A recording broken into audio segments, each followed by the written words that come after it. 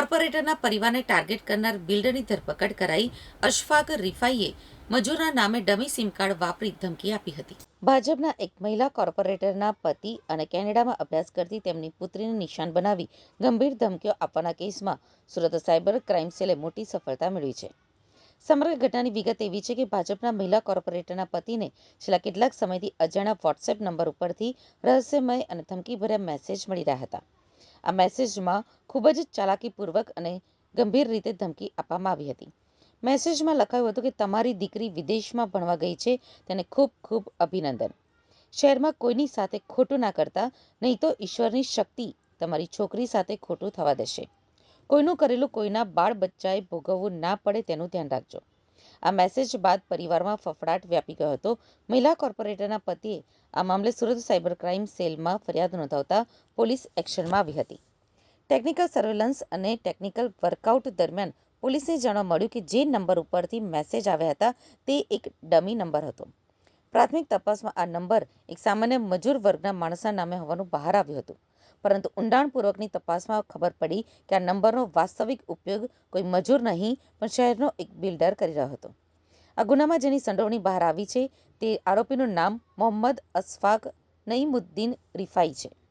સુરતના વરિયાવી બજાર હોડી બંગલો વિસ્તારમાં રહેતો અશફાક વ્યવસાય કન્સ્ટ્રક્શન સાથે સંકળાયેલો છે અને તેણે ધોરણ 12 સુધી અભ્યાસ કર્યો છે. પોલીસ તપાસમાં એ પણ સામે આવ્યું છે કે આરોપી અશફાક અને ફરિયાદી પક્ષ એકબીજાને અગાઉથી ઓળખે છે. જૂની કોઈ અદાવત કે વ્યવસાયિક હિતોના કારણે આ ધમકી આપવામાં આવી હોવાની આશંકા સેવાઈ રહી છે. હાલમાં સુરત સાયબર ક્રાઇમ સેલે આરોપી બિલ્ડર મોહમ્મદ અશફાકને નોટિસ પાઠવી તેની ધરપકડની પ્રક્રિયા પૂર્ણ કરી છે. પોલીસ અધિકારીના જણાવ્યા અનુસાર બિલ્ડર દ્વારા મેસેજ મોકલવામાં આવ્યા હોવાના પુરાવા મળી ચૂક્યા છે. હવે પોલીસ એ દિશામાં તપાસ કરી રહી છે કે કેનેડામાં કોર્પોરેટરની દીકરી ઉપર જે 3 હુમલા થયા હતા તેમાં આ બિલ્ડર કે કોઈ તેના સાથીદારનો હાથ છે કે નહીં.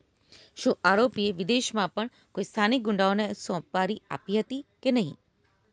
એક ફરિયાદ નોંધવામાં આવી છે, જેમાં જે ફરિયાદી છે એમની અજાણ્યા નંબરથી ગંદુ ગાડી આપીને અને ધમકીભર્યા મેસેજ એમના દીકરી વિશે કરનાર જે વ્યક્તિ છે એમની સામે એક ગુના નોંધવામાં આવેલ હતું અને એને ડિટેક્ટ કરતા અમે લોકોને ખબર પડી કે ડમી નંબર વાપરવામાં આવેલ હતી અને જે ડમી નંબર જે ઓનર છે એક